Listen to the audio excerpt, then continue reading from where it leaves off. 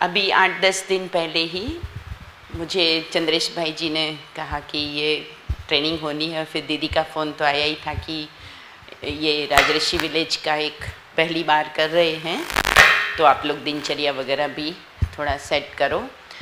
तो ऐसे रहता है कि कोई भी काम करना है तो थोड़ा सा उसको ठीक से समझ के करें। तो अगर किसी भी क्राउड में हम सुना रहे हैं तो तरह तरह के लोग होते हैं क्राउड में, ऑडियंस में। अगर उनके कोई 2-4 सवाल भी हो, जैसे हम यहाँ सवाल पूछ रहे थे, भाई साहब ने कितना मतलब अच्छे तरीके से जवाब दिए, तो हमें संतुष्टि हुई। तो एज ए ट्रेनर हमको हर विषय पर ऐसा थोड़ी सी तैयारी के साथ, वो हमारा कॉन्फिडेंस भी तभी आएगा जब हम उस विषय की संपूर्ण जानकारी अपने पास रखेंगे।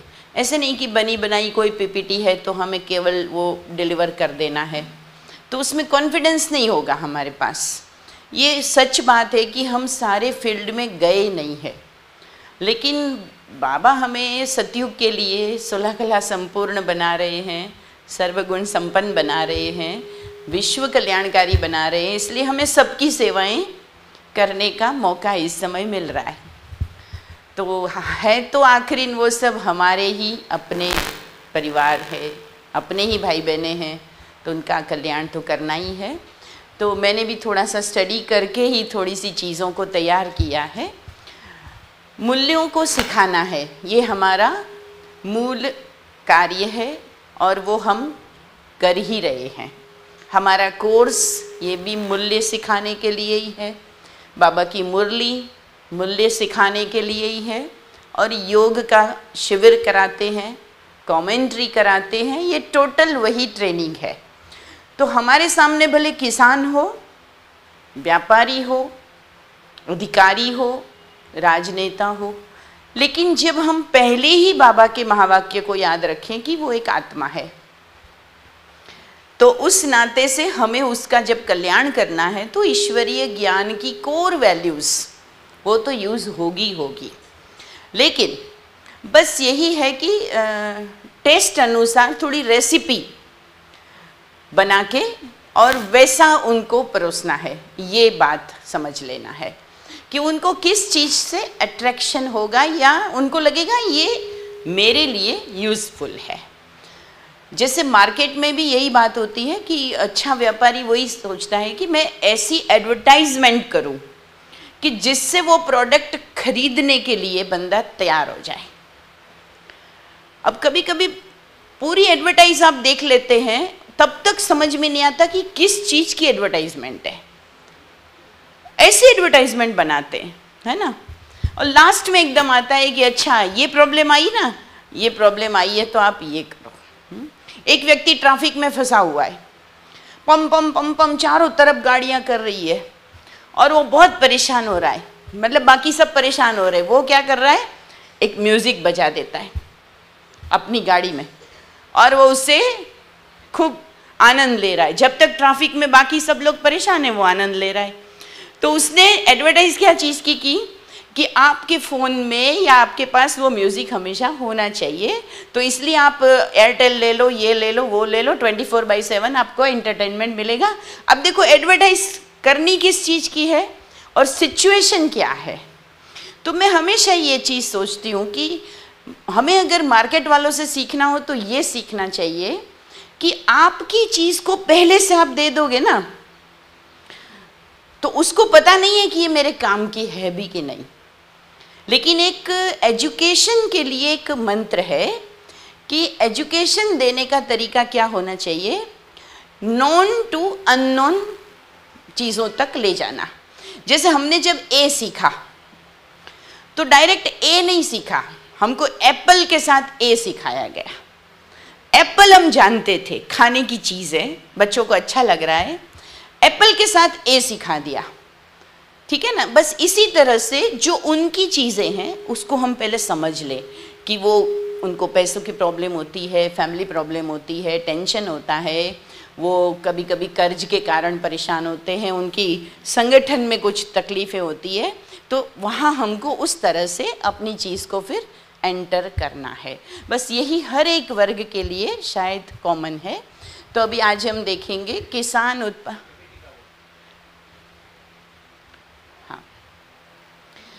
उत्पादक संघ, जिसके बारे में पूरी डिटेलिंग कल भी उस सुरेश भाई आए थे, उन्होंने भी बताई और आज हमारे देव सिंह भाई ने बताई, तो हमें क्लियर है। अब उनको हमें देना है कि आपने शायद अपने इस संघ के लिए जब भी हमको मौका मिले उनके बीच जाने का, या हमें भी पता हो, और इसको हम इस तरह से भी समझें कि मान लीजिए हमारा भी ये संगठन है, या हम किसी भी संगठन में जब बात करते हैं तो ये कुछ कॉमन प्रॉब्लम्स होती है जो सब में आती है, उस तरह से भी हम इसको सॉल्व करने के लिए ये यूज़ करेंगे। तो हम एक नया दृष्टिकोण लेकर आए हैं।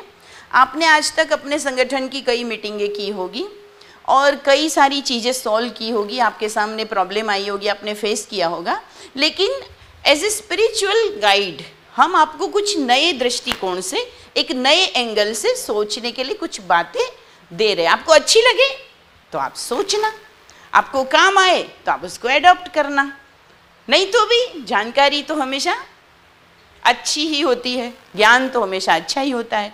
तो हम बड़े विनम्र भाव से स्टार्ट कर सकते हैं। तो मूल्य, हर जगह मूल्यों की बात होती है। एक होता है वो बाजार मूल्य की ज़्यादा बातें करते हैं, हमारी चीज़ों की कीमत आनी चाहिए, चीज़ों का मूल्य होना चाहिए, लेकिन सबसे पहले है कि हमारे अपने मूल्य, जो हमारे जीवन को, हमारे कारोबार को, कार्य व्यवहार को, हमारे रिलेशंस को स्मूथ करने में जो यूज़फुल होते हैं, उसको कहते हैं मूल्य। तो मूल्य शब्द जो है लैटिन वर्ड से आया है, वैलेरे, या जो भी उसका हम प्रोनाउंसिएशन कर सकते हैं, क्योंकि लैटिन में क्या प्रोनाउंसिएशन है ये पता नहीं। उसका मतलब होता है योग्यता अथवा महत्व। मूल्य माना महत्व, जैसे ईमानदार होना चाहिए, तो एक उसका महत्व को समझना कि ईमानदारी से किए हुए काम की क्या वैल्यू होती है, क्या उससे फ़ायदे होते हैं, क्या बेनिफिट्स होते हैं, वो जब जान ले तो वो मूल्य कहलाता है। तो मूल्य अर्थात महत्व। मूल्य की और भी परिभाषा थोड़ी सी डिटेल में आजकल विद्वान लोग जगह जगह बहुत कुछ उसके ऊपर कर रहे हैं। और बाबा ने तो हमें बहुत सिंपल बात कही कि आत्मा की मूल गुण सहित ही वो धरती पर आई, परंतु समयांतर में, इतने जन्मों में आत्मा ने उन मूल्यों को खोया, तो उसका स्थान किसने ले लिया? जैसे प्रेम कम हुआ तो उसका स्थान ले लिया संशय ने या नफरत ने, है ना, या अनेक प्रकार की वासनाओं ने। तो इस तरह से हम जानते हैं कि जैसे मूल 7 गुण जब कम हुए तभी हमारे जीवन में अनेक अनेक अवगुण आए। ओरिजिनली तो हर आत्मा, हर व्यक्ति परमात्मा ने बनाया तो बिल्कुल पूर्ण बनाया। कहते भी ये दुनिया में भी कि भगवान ने हर व्यक्ति को अपने जैसा बनाया, अपने हर बच्चे को अपने जैसा बना के भेजा था। लेकिन आज जो है वो लोग अलग अलग तरह के दिखाई देते हैं। तो मूल्य क्या है? जीवन जीने का या व्यवहार या कर्मों में सफलता पाने का। आपको ये पूरा मैटर मिल जाएगा, इसलिए आप ज़्यादा इस पे मत सोचिए कि आप इसको कॉपी कर पाएँ, खाली समझने के हिसाब से कुछ पॉइंट्स भले नोट कीजिए। तो हर कर्म में सफलता पाने, व्यवहार को और अपने कर्मों को कुशलता पूर्वक करना। देखिए, एक है काम करना, हम उदाहरण देते हैं ना कि एक जगह कुछ काम चल रहा था, कंस्ट्रक्शन का, मंदिर बन रहा था, तो वहाँ जाके किसी ने एक लेबर को पूछा, भाई क्या कर रहे हो? तो एक लेबर कहती है, जिंदगी में कुछ और सीखा थोड़ी ना है, मेरा पिता भी पत्थर तोड़ता था, मैं भी पत्थर तोड़ता हूँ, जिंदगी इसी में पूरी हो रही है। वो क्या था? उदास था। दूसरे व्यक्ति को पूछा, क्या कर रहे हो? बोले, मैं कितना भाग्यशाली हूँ कि मेरे इन हाथों से भगवान का मंदिर बन रहा है। वो वही काम कर रहा था, लेकिन क्या था? वो खुश था, और वो पहले वाला उदास था। फर्क कहाँ है? कि उसी कार्य को वो बहुत तरीके से कर रहा था, बहुत अच्छे सोच से कर रहा था, बहुत अच्छी मनोस्थिति। जो नेक्स्ट में ये वो सद्गुण है कि मनुष्य के साथ व्यवहार करते समय मानवीय तत्व को ध्यान में रखते हुए हम उसके व्यवहार को करते हैं। एक हम किसी व्यक्ति को ग्राहक के रूप में देख रहे हैं, एक हम उसी व्यक्ति को भाई के रूप में देख रहे हैं, एक हम किसी को बहू के रूप में देख रही है, सास है, दूसरा ये सोचती कि मेरी बेटी है, फर्क हो गया। मेरे संगठन का कोई व्यक्ति है तो मुझे ऐसे भी लगता है कि ये मेरा कॉम्पिटिटर है, लेकिन ऐसा भी लगता है कि ये मेरा सहयोगी है, मैं अकेला क्या क्या कर लूंगा। तो ये जो हो गया मेरा मूल्य है कि मेरी भावना उनके प्रति देखने की दृष्टिकोण ये अच्छा है, तो मुझे अपनापन लगता है, सिक्योर लगती हूँ मैं। नहीं तो मुझे लगता है कि कहीं ये ज़्यादा होशियार हो गया तो ये हो जाएगा आगे और मैं हो जाऊंगी पीछे, इसलिए जो है इसको कॉम्पिटिटर के रूप में देखते हैं। तो ये मूल्य नहीं है, तो एक दृष्टिकोण है। मूल्य मूलभूत मूल विश्वास है जो आपके व्यवहार और लक्ष्य को मार्गदर्शन देते हैं। हमने कोई भी, हर एक का अपना अपना लक्ष्य, किसको धनवान बनना है, अच्छा लक्ष्य है, धनवान भी तो बनना ही है ना। अच्छा, मेरा लक्ष्य मुझे अच्छा स्पीकर बनना है, किसी का लक्ष्य मुझे आध्यात्मिक स्थिति में आगे बढ़ना है, अच्छा योगी बनना है। पर उन सारे के लिए मुझे कुछ तो जीवन में प्रिंसिपल्स बनाने पड़ेंगे, अच्छी दिनचर्या बनानी पड़ेगी। मेरे में आलस होगी तो मैं कैसे बड़ी बनूंगी, मुझे अपने आलस को कम करना पड़ेगा। मुझे गुस्सा आता है, कम करना पड़ेगा। मेरा व्यवहार खराब है, मुझे ठीक करना पड़ेगा।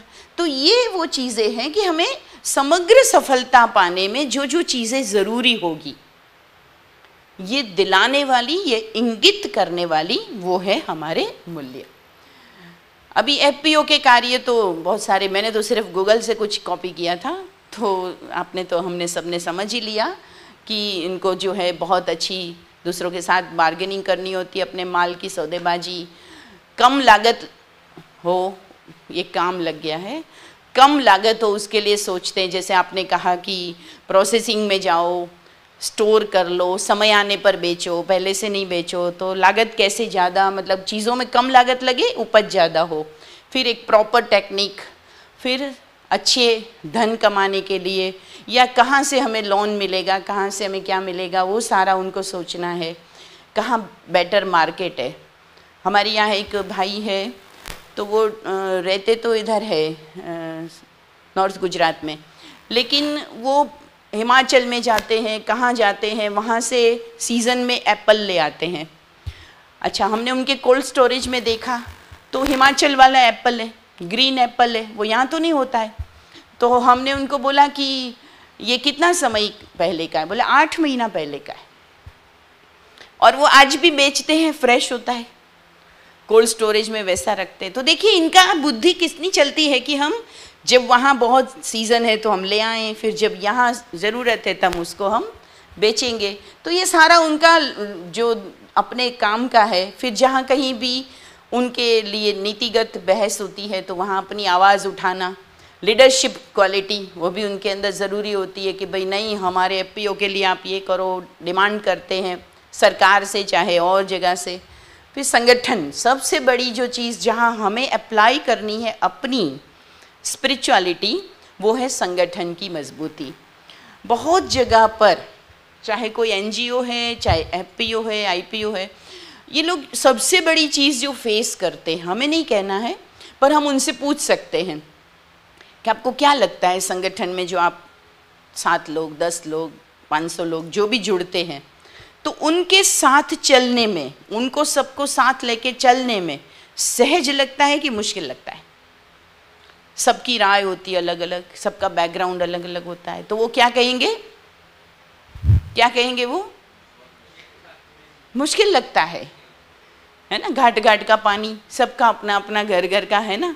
तो यहाँ हमें अप्लाई करना है कि फिर हम यहाँ मूल्य कुछ आपको ऐड करना चाहेंगे जो आपकी लाइफस्टाइल में या आपके रिलेशंस में अगर आप ऐड कर सके। तो एक एक पर हम डिटेल भी देखेंगे, लेकिन पहले एक सूची के रूप में देख लेते हैं। एक जागृत मानसिकता, जिससे कि वो अपने क्षेत्र में सफल होता है। फिर समय का, संपत्ति का और संबंधों का भी महत्ता का उसको पता हो। फिर नॉलेज, अवेयरनेस, जैसे बहुत सारी बातें आपने सुनाई अभी। फिर ऑनेस्टी, ट्रांसपेरेंसी, ईमानदारी और पारदर्शिता, जो भी हम करें तो सबके साथ में हम शेयर करें। साहस, हिम्मत, उमंग, अथकपन और कंसिस्टेंसी, निरंतर लगे रहे, नहीं तो जैसे कहा थोड़े समय के बाद वो शुष्क अवस्था में आ जाते हैं ना। तो इसका भी मधुरता, एक्चुअली ये थोड़ा सा फॉन्ट्स प्रॉब्लम ठीक की जाएगी बाद में, स्पष्टता, प्रस्तुतिकरण क्षमता। कई बार आपके अंदर बहुत अच्छे आइडिया है लेकिन आप प्रेजेंट नहीं कर पाते हैं, अपनी बात कह नहीं पाते हैं, तो आप पीछे रह जाते हैं और आप बाद में कहें कि ये आइडिया तो मेरे दिमाग में भी आया था पर अब पछताए हो तो क्या, तो वो वाली बात हो जाती है ना। तो टाइम पर हम अच्छा उसको शेयर करें, प्रस्तुत करें। संबंधों में सकारात्मकता, फिर यूनिटी, हार्मनी, सामंजस्य, सबको कैसे लेके चलना है, और रिस्पॉन्सिबिलिटी, ये कुछ मुख्य मूल्य है। और यह मूल्य आपके किसी भी क्षेत्र में आपको लीडरशिप, आपको फेथ, आपको एक स्टेटस दिलाने में बहुत बड़ा रोल प्ले करते हैं। एक आम व्यक्ति पैदा कोई नेता पैदा नहीं होता है, दुनिया में कोई सफल व्यक्ति पैदा नहीं होता है। कोई कहते हैं ना कि आपके गांव में, फलाने गांव में कोई बहुत बड़ा व्यक्ति पैदा हुआ, बहुत बड़ा पैदा नहीं हुआ, पैदा तो बच्चा ही हुआ था लेकिन बहुत बड़ा वो बनता है।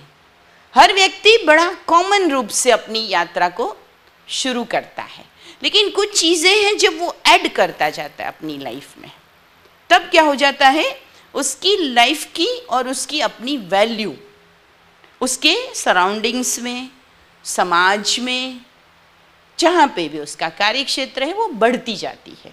तो मूल्य वो चीज़ है जो मेरा मूल्य बढ़ाते हैं, मेरी कीमत बढ़ा देते। आज गुजराती में तो कहते हैं मारी कोई कीमत नहीं करतू, है ना, मारो कोई धड़ो नहीं करतू, ये कैसे कहावत है। धड़ा किसको बोलते पता है ना, वो जो वजन में जब कभी 100 ग्राम 50 ग्राम वाला वो नहीं होता है ना वजन, उसके बदले कोई पत्थर को रख देते हैं, बराबर का पत्थर होता है ना, उसको धड़ा बोलते। तो भाई मेरी कोई कीमत नहीं करता, मेरी राय की कोई कीमत नहीं है, मेरे घर में कोई मेरी कीमत नहीं करता है। आपकी कीमत बढ़ानी है तो इन चीज़ों को ऐड करो,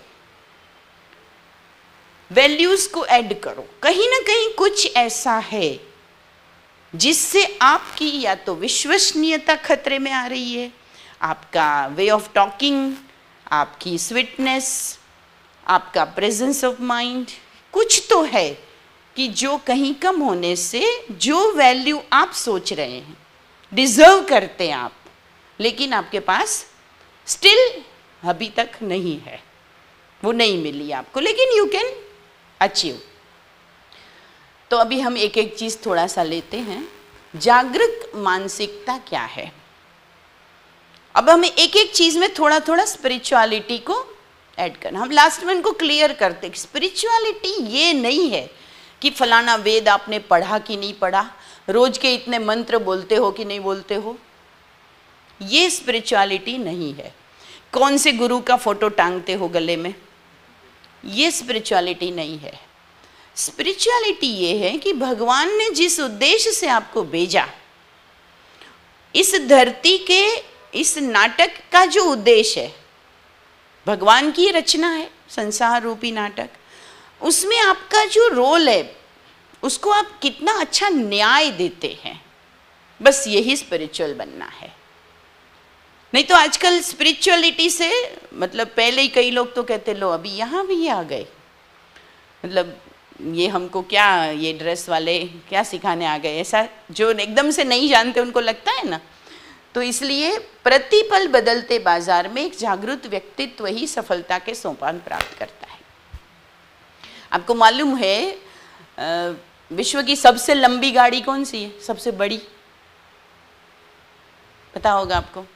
अमेरिका का प्रेसिडेंट उसमें चलते हैं, लैम्बोर्गिनी। अब वो गाड़ी पता है किसने बनाई थी? एक ट्रैक्टर का मालिक था, वो फरारी खरीदने गया। फरारी एक बहुत अच्छी गाड़ी है, तो उसका जो मालिक था उसने कहा तुमको नहीं बेचूंगा। तुम क्या करेगा? ट्रैक्टर चलाने वाला आदमी फरारी तुमको, वो भी स्टैंडर्ड देख के बेचते हैं, तुमको नहीं बेचेंगे। उसको इतना बुरा लगा, उसने पूरी कंपनी बना दी और वो लैम्बोर्गिनी का मालिक बना। अलीबाबा कंपनी आपको पता होगा, उसका मालिक अलीबाबा जैक मा ने KFC वाले से बात किया कि मुझे आपकी कंपनी में पार्टनर बनाओ। उन्होंने रिजेक्ट कर दिया, हम तुम्हें पार्टनर नहीं बनाएंगे। और उसने उसके पैरेलल अलीबाबा पूरी कंपनी खड़ी कर दी। ये कब हुआ? अगले ने जागरूकता नहीं अपनाई, उसने उसको अंडर एस्टिमेट किया, और इसने अपनी इतनी जागरूकता को यूज किया कि ठीक है अब मैं ही कुछ करता हूं। तो ये है कि जिसको बोलते हैं ना कि प्रॉब्लम को आप प्रॉब्लम नहीं समझकर, एक ऑब्स्टेकल नहीं समझकर एक चांस समझो। तो ये जो चांस है ना, जैसे एक बार मोदी जी ने एक बार कहा था कि मेरे रास्ते में जब कोई पत्थर डालता है तो मैं उस पत्थर से सीढ़ी बना लेता हूं और मैं और ऊपर जाता हूं। तो ये जागरूकता होगी ना तो हम डिस्टर्ब नहीं होंगे, बल्कि उसी समय हम क्या करेंगे, क्रिएटिव वे में वही चीज हम करेंगे। गांधी जी को साउथ अफ्रीका में फर्स्ट क्लास का टिकट होते हुए भी प्लेटफॉर्म पर उतार दिया गया, क्योंकि वो ब्लैक थे, इंडियन थे। तो उनके मन में ये नहीं आया कि मेरा बहुत बड़ा इंसल्ट हो गया, मैं एक बैरिस्टर भी हूँ, पढ़ा लिखा हूँ, लेकिन उन्होंने तुरंत एक अंदर लाइट हुई उनके कि ये जो इंसल्ट हुआ है ये मेरा नहीं हुआ, एक्चुअली ये मेरा देश गुलाम है ना, इसलिए हुआ, और ये मेरा अकेले का नहीं, मेरे सारे देशवासियों का होगा। इसलिए अब मुझे देश के फ्रीडम के लिए काम करना है। बैरिस्टरी छोड़ दी और लग गए स्वतंत्रता संग्राम में। तो वही एक पॉइंट था, शायद टर्निंग पॉइंट था, जो वो मोहनदास करमचंद गांधी से महात्मा गांधी बने। तो कैसे हुआ, तुरंत उन्होंने उसको अपॉर्चुनिटी के रूप में देखा और उसी समय लग गए। तो जागरूकता ये है, पर उसके लिए क्या करना पड़ता है, खुद को समय देना पड़ता है। तो हम उस समय पूछ सकते हैं कि अच्छा आप सब बहुत बिजी रहते होंगे। हाँ, बहुत बिजी रहते हैं। तो फैमिली के लिए टाइम देते हैं? हाँ देते हैं, ये वो है ना। फिर उनको पूछो अपने लिए कितना टाइम देते हैं आप खुद के लिए कितना टाइम देते हो? सोचिए 24 घंटे में आप खुद को कितना टाइम देते हो? जब आप खुद सोचो, ज़्यादातर व्यक्ति खुद को टाइम कब देता है पता है? अकेले में खुद से बातें कब करता है पता है? जब वो दुखी होता है। अपने भाग्य को कोसने के लिए, मैं ऐसा क्यों हूँ, मेरे साथ ऐसा क्यों हुआ, भगवान ने तुमने ऐसा क्यों किया, वो नेगेटिव बातें करने के लिए तो खुद से करते, बाकी नहीं करते। तो आपको एक अच्छी आदत डेवलप करनी चाहिए, मतलब हमारी तो है, हमें उनको बताना है कि आप खुद को समय देंगे तो आपके जीवन में पूरे दिन में कुछ भी हुआ, आप रात को 1 घंटा, शाम को 1 घंटा टाइम दे, या तो पूरे दिन का दूसरे दिन सवेरे एक असेसमेंट करो, खुद को टाइम दो कि व्हाट टू डू, मुझे करना क्या है, क्या कर सकता हूँ, है ना। तो आपको ऐसे ऐसे आइडियाज़ आएंगे कि आपको लगेगा कि जीवन तो बहुत इजी है। तो ये जहाँ थोड़ी सी हम ये चीज़ बता सकते हैं। फिर समय, संपत्ति और संबंधों की महत्ता। ज़्यादातर जो कहा जाता है टाइम इज़ लाइफ, जीवन में जिन्होंने टाइम वेस्ट किया है ना, बहुत से मन में अच्छे अच्छे ख्याल आते हैं, ये करना है, वो करना है, लेकिन हम क्या कहते हैं, कर लेंगे, हो जाएगा, समय पड़ा है, डिसीजन लेने में टाइम लगा देते हैं, समय बीत जाता है और फिर हम कर नहीं पाते हैं। तो जो करना है वो कैसे तत्परता से करना चाहिए। फिर कभी कभी हम ऐसा टाइम जीवन का होता है जहां हम संबंधों में जोश में आ गए, थोड़े से स्वार्थ के वश। आज देखो छोटे बच्चे होते हैं तो साथ साथ खेलते, एक थाली में खाते हैं, लेकिन वही बड़े होते हैं तो आप हर घर की कहानी देखो तो भाई भाई के बीच में किन चीज़ों के लिए गड़बड़ चल रही है, तो बंटवारे के लिए प्रॉब्लम हो गई, ज़मीन के लिए हो गई, घर में सोना चांदी का हुआ तो उसके लिए हो गई कुछ। तो देखो क्यों हुआ, इतना प्यार था, एक साथ बड़े हुए, लेकिन स्वार्थ की वजह से। और फिर उसमें फायदा कौन लेता है? दो भाई जब लड़ पड़ते हैं, फायदा कौन लेता है? आपका तो फायदा दोनों का ही नहीं होता है, या तो कोई वकील या तो कोई तीसरा, है ना, वो फायदा ले लेता है। तो आप क्षणिक आवेग में, स्वार्थ या आलसवश, या तो अपने निजी संसाधनों को, जैसा हमारा संपत्ति को भी, अब उसमें हम थोड़ी सी ये बात भी कर सकते हैं कि आपकी संपत्ति कहाँ कहाँ, आप कितनी मेहनत से कमाते हैं। सोचो, आपको रात को भी सपने में अपना बिजनेस दिखता है, अपनी चिंता रहती है, इतना आप ध्यान देते हैं धन कमाने में, और वही धन झगड़ा हो गया, केस में चला गया। वही धन आपने खान पान का ध्यान नहीं रखा, बीमारियों में चला गया। वही धन आपका कभी शराब में टेंशन में आया, आपने सोचा शराब पी लेता हूँ, धीरे धीरे आदत बन गई, उसमें पैसा कितना चला गया। जैसे सवेरे इन्होंने कहा था, काउंटिंग बता सकते हो। तो आप छोटा छोटा अवेयरनेस नहीं होने से बड़ी बड़ी चीज़ों का नुकसान कर देते हैं, और वो कभी रिवर्स में नहीं आता। देखो, टाइम कभी रिवर्स में नहीं चलता। आज 29 जुलाई 2024 है, आपकी जिंदगी में बाकी सारे दिन आएंगे, लेकिन 29 जुलाई 2024 फिर कभी आएगा नहीं। आएगा, गया सो गया। डेली 86,400 सेकंड्स आपको मिलते हैं, मिनट, सेकंड्स, वो आपके चले जाते हैं। यूज़ कर लो तो यूज़ कर लो, नहीं करो तो चले जाते हैं। तो ये विचार करना कि हमें अपने संबंधों को, अपने संसाधनों को समय पर सही यूज़ करना है, नहीं तो बहुत बड़ा नुकसान होता है जो बाद में कभी भरपाई नहीं हो सकता। फिर नॉलेज एंड अवेयरनेस,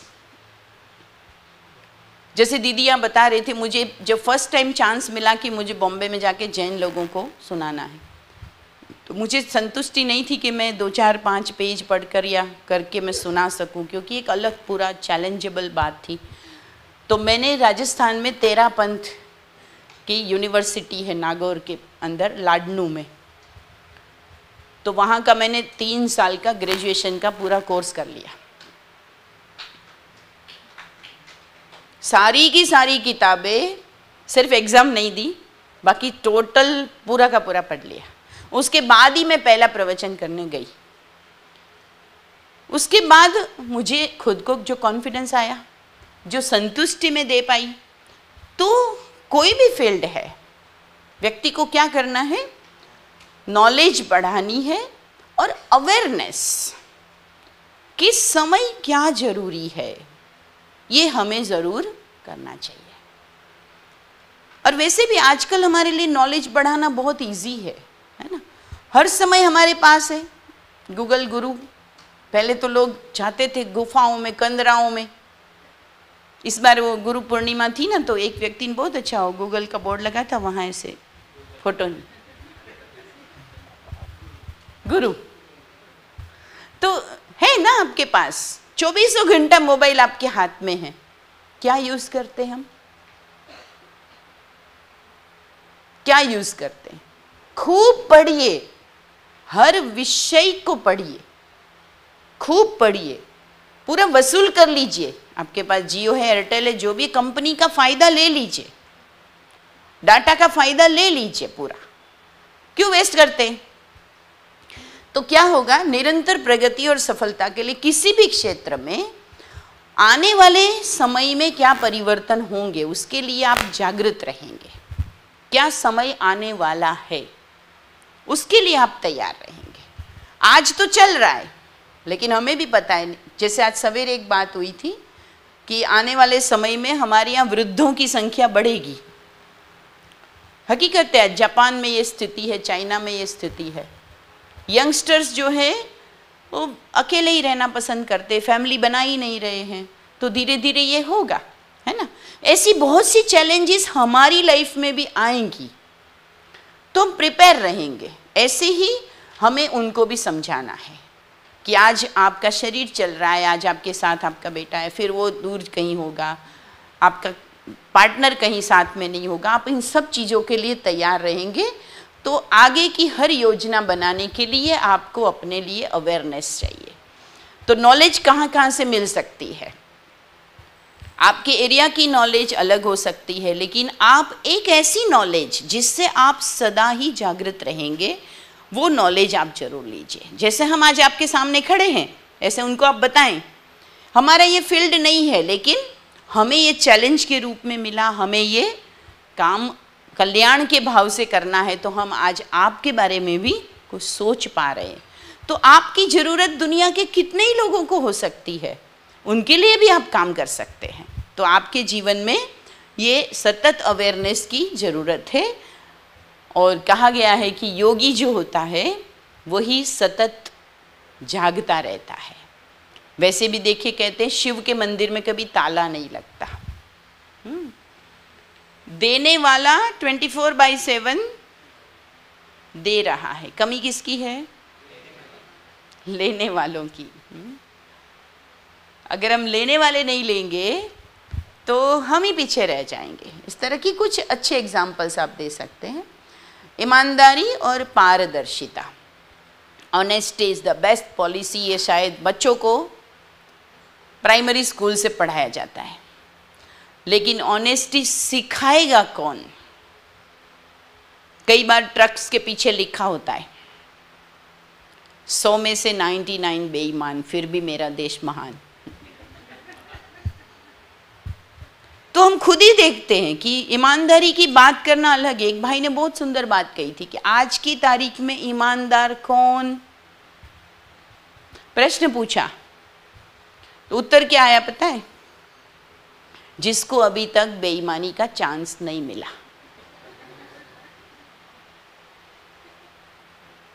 मिला तो लपक लिया चांस। सब बड़ों बड़ों की बात करते हैं ना, ऊपर वाले ऐसा कर रहे, मंत्री ऐसा कर रहा है, ऑफिसर ऐसा कर रहा है, अधिकारी ऐसा कर रहा है। अच्छा, किसान क्या करता है? बिजली का बिल बहुत आ रहा है, बाजू में से हाई टेंशन लाइन जा रही है, अच्छी सी कंपनी का वायर लेके 2 आंकड़ी लगा दी, और क्या समझता है? मैं बहुत बुद्धिमान हूं। क्या करके बुद्धिमान हो गया? बेईमानी करके। जब तक हमारे अंदर बेईमानी को ही हम मूल्य समझ रहे हैं या होशियारी समझ रहे हैं, तब तक तो हम दूसरों से ईमानदारी की अपेक्षा नहीं कर सकते हैं, है ना। वो एक शायरी सब सुनाते हैं ना, बुझे दीप से दीप संजोया नहीं जाता, उलझे तार से हार पिरोया नहीं जाता।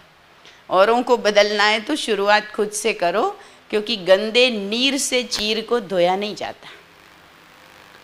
जो पानी गंदा होता है ना, वो कपड़े को कभी साफ नहीं कर सकता। पहले आपके व्यक्तित्व में ईमानदारी चाहिए। हमारी दादी प्रकाश मणि जी ने महामंडलेश्वरों की, शंकराचार्यों की सभा में खड़े होकर कहा था, ये दादी कभी भी झूठ नहीं बोलती। क्या सभा में कोई है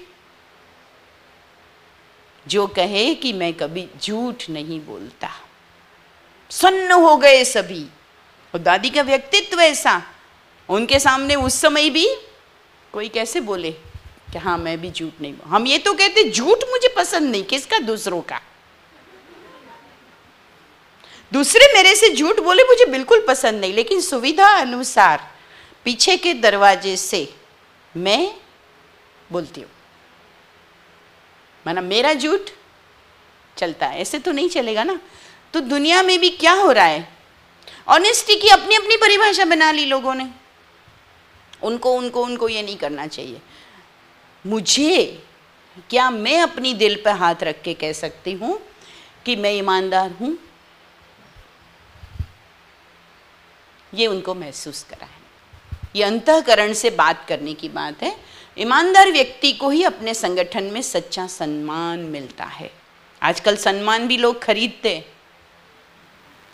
मिलता करता नहीं है। बोलते कितना डोनेशन, इतना डोनेशन, ठीक है, क्या क्या मिलेगा, अवार्ड मिलेगा, साफा पहनाया जाएगा, वो होगा, ठीक है आ जाओ। XYZ आप कोई भी हो, आपको सम्मान पैसे से मिल जाया करता है। लेकिन सच्चा सम्मान क्या होता है? जो दिल आपके लिए धक धक होता है, दिल आपको मानता है, आपको दुआएं देता है। ऐसा सम्मान वो आपको मिलता ही है जब आप ईमानदार रहते हैं। दूसरा, पारदर्शिता। आप जो भी करें वो आपका एकदम ट्रांसपेरेंट होना चाहिए। बाबा ने भी ये शब्द बच्चों के लिए यूज़ किया है कि फरिश्ते ट्रांसपेरेंट होते हैं, आपको भी ट्रांसपेरेंट बनना है, जो अंदर वो बाहर। कोई भी सीक्रेट कोड नहीं, कहीं भी ऐसा कोई पिन नहीं, ऐसी कोई पासवर्ड नहीं जो मैं शेयर ना कर सकूं। आजकल दुनिया में लोग सब कुछ दे देते, पासवर्ड मांग लो,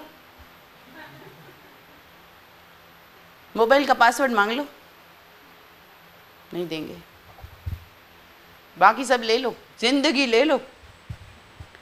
कहीं ना कहीं ट्रांसपेरेंसी नहीं है हम लोगों में, ये हमें महसूस कराना है। और जब आप स्पष्ट रहते हैं तो क्या होता है, आप ही हल्के रहते हैं। आप अच्छे हैं ना, आप कह रहे हो ना आप अच्छे हैं, तो वो सब कुछ ओपन रखो ना, जिससे दूसरों को पता चले कि आपका सब कुछ अच्छा है। छुपाना क्या पड़ता है, जो मुझे लगता है कि ये मेरे में है लेकिन ये ठीक नहीं है, इसलिए उसको क्लोज करना पड़ता है, इसको ताला लगाना पड़ता है। और आजकल तो पासवर्ड्स इतने हो गए कि संभालना मुश्किल, लोग पासवर्ड ही भूल जाते, फिर उसमें ऑप्शन आता है फॉरगॉट पासवर्ड, देन रिक्रिएट।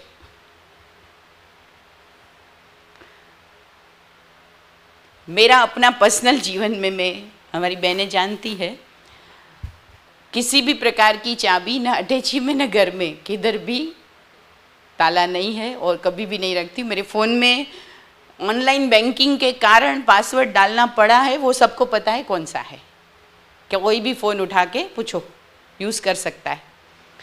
इससे क्या होता है, मैं हल्की रहती हूँ। चाहे फ़ोन गुम हो जाए, चाहे फ़ोन किसी के भी पास है, चाहे कोई भी काम है, तो मेरे बदले में पीछे से भी कह सकती हूँ भाई ये फ़ोन वहाँ पड़ा है, खोल के और मेरे को बता दे। हम हल्के रहते हैं, ये बात थोड़ी सी मैं। और अवांछित बहुत सारे झमेले जो आजकल पैदा होते हैं एक संबंधों में, उससे भी हम मुक्त रहेंगे। तो किसी भी संगठन में ट्रांसपेरेंसी बहुत ज़रूरी है। फिर साहस, हिम्मत, उमंग और अथकपन।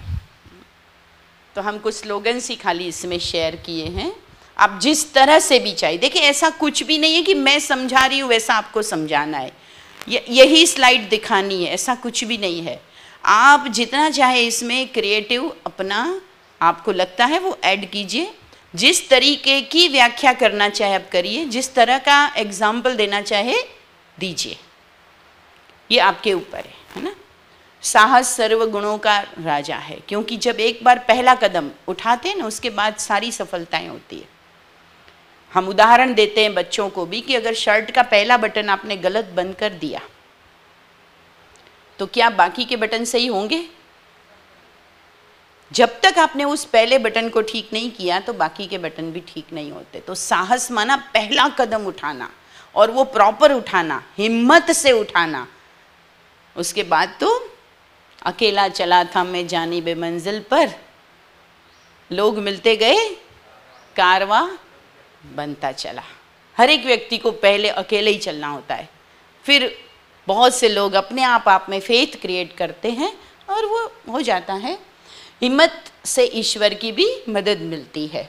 उमंग उत्साह हमारे जीवन का, ये हम कह सकते हैं कि परमात्मा से हमारे, ये हमने सीखा है, ये आप भी परमात्मा के महावाक्य है, आप जान सकते हैं। हार जीत असफलता ये तो जीवन का हिस्सा है, इससे हमें परेशान होके थकना नहीं है। हाँ, हर बात से, हर घटना से, थोड़ा सा फॉन्ट का है, हर व्यक्ति से सीखना, यही हमारी जीत है। समझे? ये एक बहुत अच्छा दृष्टिकोण हम सबको अपनाना चाहिए कि दुनिया में हार जैसी कोई चीज़ नहीं होती है। या तो व्यक्ति जीतता है या तो सीखता है, कोई हारता करता नहीं है। अगर हम ये सोचे कि भाई एवरेस्ट पर चढ़ने वाले कितने लोगों ने प्रयास किया, लेकिन पहली बार एक व्यक्ति चढ़ा, तो उसके पहले जो लोग भी कोशिश किए, क्या उनकी कोशिश बेकार हुई? नहीं, उनके भी अनुभव उसको काम आए होंगे जो फाइनली चढ़ गया। तो हर चीज मायने रखती है, हर चीज जरूरी है। हार भी कभी कभी बहुत कुछ सिखाती ही है, उसको हार के रूप में देखना नहीं चाहिए। नहीं तो आजकल हम देख रहे हैं ना, किसान, खास करके हमारी दिन में भी बात हो रही थी, सुसाइड तक पहुंच जाता है, टेंशन में रहता है, असफलता आती है। तो बहुत सी चीज़ें हर क्षेत्र में, बिजनेस में भी कितने लोग रोज रोज आजकल हम सुनते हैं। कल 2 दिन पहले ही बॉम्बे में वो जो बना हुआ है ब्रिज सागर के ऊपर, उसमें जाके एक बहुत अच्छा यंग बिजनेसमैन, उसने जाके जंप लगा दिया। आए दिन हम सुनते हैं, कर्ज में डूबा, जंप लगा दिया। तो थोड़ा हिम्मत बढ़ाने की बातें हम करें। और स्वामी विवेकानंद का ये कथन है जो सभी जानते, उत्तिष्ठ जागृत प्राप्य वरानी बोधित। तो जागो और उठो जागो, और जब तक सफलता प्राप्त न हो तब तक लगे रहो। फिर मधुरता, स्पष्टता और प्रस्तुतिकरण क्षमता है ना। अच्छे नेतृत्व या कोई भी कोऑर्डिनेशन का काम जब आपको करना है तो आपको बहुत स्पष्ट रहना चाहिए, अच्छी तरीके से। कई बार हम कई लोगों से बात नहीं करते, इसलिए बात लंबी खींचती है। अगर तुरंत ही बात कर लो ना कि भाई हाँ ये हुआ, अच्छा सॉरी, ये मेरा भाव था, तुम्हारा ये था, बैठो साथ में, तुरंत तुरंत तुरंत क्लियर हो जाता। नहीं तो लंबी लंबी लंबी लंबी कई सालों तक चलती है। तो और अच्छा वक्ता बनना है, स्पष्ट विवेचक बनना है, उसके लिए काम क्या करना है? मुझे भी कई लोग पूछते तो मैं कहती हूँ, मैं सबसे पहले अच्छे स्पीकर्स की अच्छी लेक्चर्स बहुत सुनती हूँ, फिर खूब पढ़ते हैं, उसके बाद हम अच्छा अपनी बात कर सकते हैं। हम सुनते समय कहते हैं अरे इनको तो बोलना है, वो व्यक्ति कभी बोलना नहीं सीख सकता। कोई सोचता है अरे इनको तो क्या है, अभी काम तो दूसरा नहीं करना है ना, इंचार्ज है, ये है वो, इनको तो ये। तो ऐसा नहीं, आप रिस्पेक्ट दीजिए हर काम को, तब जाके वो काम आपको भी सहज लगेगा। काटिए मत, कोई कर रहा है उसका भी एप्रिसिएशन हो, अनुमोदना जिसको कहते हैं, है ना, वो जरूर होनी चाहिए। तो अच्छे पठन और चिंतन से हमारे अंदर भी वो गुण डेवलप होंगे। और सबसे बड़ा मूल्य रिस्पॉन्सिबिलिटी, जिसको बाबा ने भी कहा है ताज है ये, और ताज तो राजा को मिलता है ना। तो इस समय हमको ये ताज, हर व्यक्ति अपने आप को रिस्पॉन्सिबल समझे। कभी कभी एक छोटा सा व्यक्ति छोटी सी भूल कर देता है, उससे बहुत बड़ा काम रुक जाता है। जरूरी नहीं है कि वो लीडर हो या वो चीफ हो, वो छोटा सा व्यक्ति है, लेकिन उसकी छोटे से काम को चूक जाने से, रेलवे में जब हादसे होते हैं तो वो मिनिस्टर या वो आईएएस जो उसमें प्रिंसिपल सेक्रेटरी लगा है, उसको तो पता भी नहीं होता है, उनके पास तो सब कुछ ठीक ही चल रहा होता है। गलती किसकी होती ज़्यादातर? छोटा सा वो लाइनमैन या जो पटरी को रिपेयर करने वाला, या उसकी गलती जरा सी होती। और जब एक्सीडेंट होता है तो इसलिए उस पर एक कहानी भी आती है कि एक व्यक्ति जो है वो पेंटिंग काम करता था, तो उसको एक बहुत बड़ा सेठ था, उसने हायर किया कि मेरे ना समुद्र में नावें चलती हैं, तो मेरी एक नाव बहुत दिन से पड़ी है, मैं कहीं बाहर जा रहा हूँ, तब तक मुझे उसकी ज़रूरत भी नहीं है, तुम पीछे से थोड़ा सा इसको कलर कर देना। तो वो कलर करता है, वो तो चला गया है, उसके सामने कोई देखने वाला नहीं है। कलर करते समय उसका ध्यान जाता है कि उसमें एक छेद है। अब वो कौन है? कलर करने वाला। उसका काम तो वो नहीं है, लेकिन उसको विचार आता है कि मैं इसको ठीक कर दूं। तो वो एक लोहार को लाके और प्रॉपर उसको ठीक कर देता है, और फिर वो काम पूरा करके चला जाता है। वो व्यक्ति बाद में आता है, वो तो चला गया था। पीछे से क्या होता है, जब तक उसका वो सेठ आए, उनके 2 यंग बेटे, अचानक उनके मन में आता है नई अच्छी कलरफुल नाव देख करके हम थोड़ा सा सागर की सैर करके आते हैं, और वो नाव लेके चल पड़ते हैं। और तभी वो पिता उसका बाहर से आता है, वो पूछता है कहाँ गए दोनों? बोले वो नाव लेके कहीं गए। कौन सी नाव? बोले वो नई नई कलर हुई थी ना वो। पहले तो ठीक, फिर उसको याद आता है कि नाव को कलर तो किया लेकिन वो तो टूटी हुई थी नीचे से। आज मेरे दोनों बेटे खत्म, अब भी अभी समाचार आएगा कि वो खत्म हो गए, लेकिन देखते थोड़ी देर में तो वो आ गए। तो सीधा उनका कहा इधर लाओ, नाव को पलटो। पलटा तो देखा वो तो रिपेयर हो गया था। सबसे पहले किसको बुलाया? बोले तुमने क्या किया पता है? बोले क्या किया? दो मेरे बेटों की जिंदगी बचाई। ये खाली छेद नहीं बंद किया, लेकिन तुमने मेरे 2 जिगर के टुकड़ों को जिंदगी दी। देखो कैसा छोटा सा, अगर वो नहीं ध्यान देता तो कितनी बड़ी चीज हो जाती। तो कभी कभी हम कहते ये मेरा काम है, लेकिन बाजू में कुछ पड़ा है, ये मेरा काम थोड़ी ना है ना। एक जगह सरकारी काम चल रहा था, तो कोई लोग निकले, हंसी की बात है, तो दूर से देखा तो कुछ लोग खड्डा कर रहे थे और पीछे पीछे दूसरी एक टीम थी, वो वापस उसमें मिट्टी डाल रही थी। समझ में नहीं आया ये क्या काम हो रहा है। तो जाकर के नज़दीक जाके पूछा कि ये क्या काम हो रहा है? मैं सरकारी काम है। बोले क्या सरकारी काम? बोले ऐसा है, 3 एजेंसी को सरकार ने ठेका दिया। एक एजेंसी का काम खड्डा करना, दूसरी एजेंसी का काम पौधा रोपना, तीसरी एजेंसी का काम वापस मिट्टी डालना। क्या हुआ? पौधे वाला आया नहीं, लेकिन हम अपना काम करके जा रहे, खड्डा भी किया और कितना अच्छा है ना, कितने एक्यूरेट अपने काम में। एक तरफ भी ऐसे भी दृश्य होते हैं, सरकारी काम है, मिला है कर देना है, लेकिन दिल से करना, इसको बोलते रिस्पॉन्सिबिलिटी कि मेरा काम है। तो इस तरह से भैया थोड़ा पीपीटी,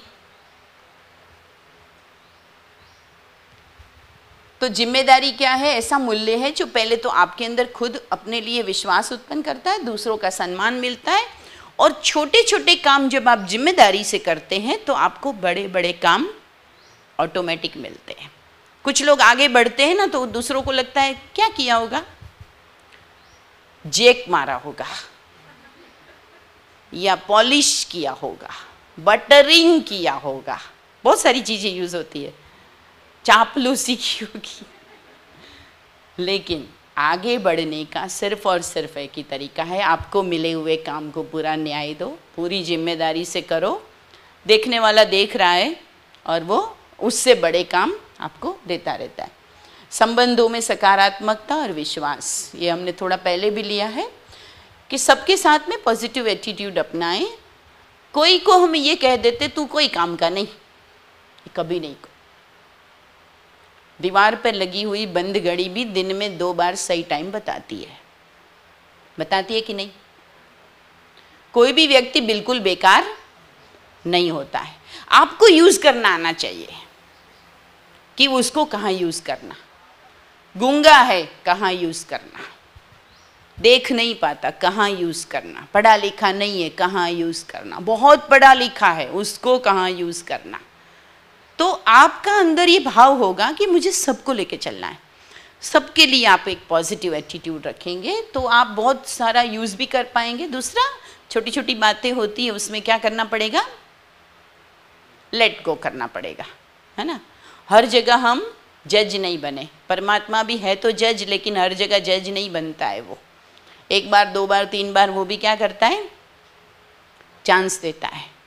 तो संबंध हमारे ज़्यादा अच्छे रहते हैं, और जितना हम दूसरों में विश्वास रखते हैं उतना हम भी विश्वसनीय बनते हैं। एकता और सामंजस्य, संगठन में हार्मनी की, यूनिटी की बहुत ज़रूरत है। एक दूसरे को जोड़कर चलना, आपस में कंपटीशन का भाव कभी भी ना हो। संगठन आगे बढ़ रहा है ना। एक वो उनका स्लोगन है ना, तेरा वैभव अमर रहे, माहम दिन 4 रहे न रहे। मतलब देश का वैभव अमर होना चाहिए, हम रहे ना रहे। शहीद भगत सिंह की शहीदी बेकार गई। उन्होंने तो आज़ाद भारत नहीं देखा, लेकिन क्या उनका शहीद होना बेकार गया? नहीं गया, क्योंकि अगर वो शहीद होते नहीं, वो घटना न होती जो संसद में, सेंट्रल हॉल में बम फेंका गया, तो वो ज्वार जो चला वो नहीं चलता, और इतने सारे युवा तैयार नहीं होते देश की आज़ादी के लिए। तो हो सकता है क्रेडिट मुझे नहीं मिला, मैंने मेहनत की, उसके बाद जो आया ना उसको क्रेडिट मिला, कोई बात नहीं। शुरुआत मैंने की थी, उसके ऊपर की इमारत उन्होंने बनाई, पाया तो कभी दिखता ही नहीं है। फाउंडेशन दिखता है क्या किसी मकान का? ये मकान कितना सुंदर गोडली पैलेस दिख रहा है, इसका फाउंडेशन कोई देख पाएगा? लेकिन वही तो है जो इस सबको लेके खड़ा है। तो हो सकता है हम कभी कभी संगठन में साइलेंट हो जाते हैं, हमें हमारा नाम नहीं आता, तो क्या हुआ है ना, ऐसी चीज़ों को दरकिनार कर दें। मजबूती मतलब आती है, जैसे हम माला का उदाहरण देते हैं कि माला का हर मोती जरूरी है, परंतु उससे ज़्यादा जरूरी है कि वो एक साथ हो। अगर वो धागा बीच में से टूट गया तो बाकी को माला नहीं कहा जाता है, फिर वो बिखरे बिखरे मोती ही होते हैं। मूल्य का स्रोत क्या है, यहाँ से हम थोड़ी थोड़ी ज्ञान की बात उनको देंगे। एक तो स्वयं की पहचान हो, किसको मूल्य चाहिए, कौन सफल होना चाहता है, कौन है जिसको संतुष्ट रहना है, खुश रहना है, वो कौन है, तो वहाँ हम आत्मा की पहचान देंगे। फिर जीवन का लक्ष्य क्या होना चाहिए, लक्ष्य में ही हम कहते हैं कि सफलता ही जरूरी है कि संतुष्टता भी जरूरी है। एक होता है मुझे बस नाम करना है, पैसा बनाना है, लेकिन उसके साथ साथ आपकी अपनी लाइफ है जिसमें आपको चैन से जीना है, संतुष्ट रहना है। जब आप एक गलत तरीके से कुछ कमा लेंगे तो आपको घर में ऐसा धन आ गया, इस तरह की कुछ चीज़ें आ गई, तो आपके साथ क्या होगा, आप खुश नहीं होंगे, आपका परिवार खुश नहीं होगा। तो संतुष्टता जरूरी है। फिर धन की शुद्धि ज़रूरी है, यही सिद्धि है। यह मंत्र बना ले कि धन केवल नहीं, बस धन शुद्ध तरीके से आना चाहिए। नहीं तो हमारे विनू भाई एक उदाहरण पहले देते थे ना कि वो सरकारी ऑफिस में जाएं तो पूछते हैं कि मेरा क्या, मतलब मेरा परसेंटेज कितना, वो फाइल आगे तभी जाएगी, और वो बोलता है नहीं नहीं नहीं आपका कुछ नहीं है, तो वो क्या बोलेगा, तो मेरे को क्या, फिर आपका काम करते रहो, मेरे को क्या, मैं क्यों बढ़ाऊँ आपकी फाइल आगे। तो आजकल मतलब ऐसा जगह जगह हो रहा है। फिर जैसा कर्म हम करेंगे हमको देखकर और भी करेंगे, ये भी हम ध्यान रखें। मूल्य ये है, समाज और विश्व एक परिवार है, तो स्वार्थ से परे बड़ी चीज़ से हम थोड़ा सा सोचें कि विशाल रूप से सोचें। तो ये हम आध्यात्मिकता से ही करते हैं। सबके भले में मेरा भला है। ईश्वर दाता भी है, पर ये भी याद रखिए कि ईश्वर देखता भी है और ईश्वर न्याय भी करता है ना। कई बार हम कहते हैं सब भगवान का माल है, लूट सके तो लूट, लेकिन वो ये भी देखता है कि लूटने के बाद आपने क्या किया। आपको मिला, जितनी जिंदगी मिली, जितना धन मिला, आपने उसके बदले आउटपुट क्या दिया भगवान को, भगवान की रची हुई रचना में आपने क्या दिया। फिर कर्म गति का ज्ञान, ये सारे हैं मूल्य के स्रोत है। ये अगर ये नहीं होगा तो हमारे जीवन में कभी मूल्य नहीं आएंगे। और सबसे बड़ा है मूल्यों का आधार है स्पिरिचुअल अवेयरनेस, आध्यात्मिक जागृति। अब समय की मांग है कि आध्यात्मिकता से ही सर्वांगीण विकास हो सकता है। फिर हम पूछ सकते हैं कि आप सब ये मानते हैं, तो हैंड रेस कराओ, है ना, वोट कर लो, कितने वोट पड़ते, तो जरूर है ना मेजोरिटी तो कहेंगे कि हाँ।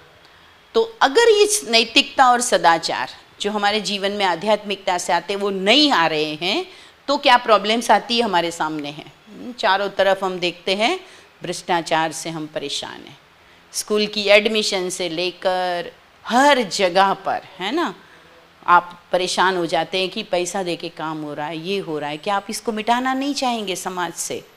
फिर धोखाधड़ी इतनी हो रही है, नकली मिलावट वाली बातें हो रही है, मतभेद, है ना, एक दूसरे के दुश्मन हो जाते हैं लोग, और अनेकता।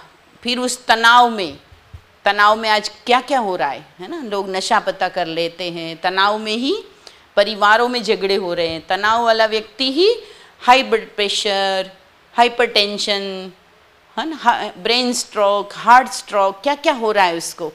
नहीं तो किसानों को, हार्ड मेहनत करने वालों को, देसी जीवन जीने वालों को ये बीमारियां कब थी बताओ। लेकिन ये तनाव, और फिर कभी कभी अंत में सबसे खराब स्वरूप जो सामने आता है, आत्महत्या तक पहुंच जाते हैं। तो अगर इस दृश्य को बदलना है तो समय की मांग है कि हम स्पिरिचुअल अवेयरनेस लाएं।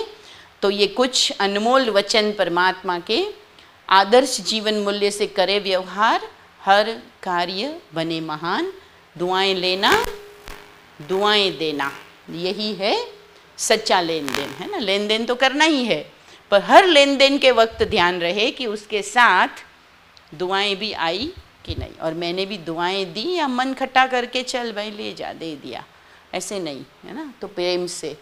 और ये तुलसीदास जी ने कहा है, परहित सरस धर्म नहीं भाई, पर पीड़ा सम नहीं अधमाई। सबसे बड़ा पाप कहा गया है दूसरे को पीड़ा देना, तकलीफ देना, किसी का धन लेना, किसी को, है ना, ब्लेम करना, किसी की, है ना, हाई लेना जिसको कहते हैं कि जैसा बोएंगे वैसा ही काटेंगे। ये तो किसानों को अपना ही पता है। और एक कर्म कहा जाता है संघे व शक्ति कलयुगे, कलयुग में बलवान वही है जिसके पास संगठन है, बहुत बड़ी टीम है। तो अकेला चना पहाड़ नहीं फोड़ सकता, ये भी कहावत है ना। तो आप अकेले कितने भी समझदार है, लेकिन अगर आपको टीम बनाना नहीं आया, अगर आपको साथ लेना नहीं आया सबका, तो आप होशियार होते हुए भी एक दिन बिल्कुल अकेलेपन में ख़त्म हो जाएंगे। दुनिया के पन्ने में कहीं आपका नाम भी नहीं आएगा। आपको दूसरों को साथ लेके चलना ही पड़ता है, तब ये मूल्यों की ज़्यादा ज़रूरत है। तो भगवान उवाच आप सबके लिए कि आप मेहनत कीजिए, सफलता आपका जन्मसिद्ध अधिकार। ओम शांति। अब जैसा समय वैसा आप इसको यूज़ करें।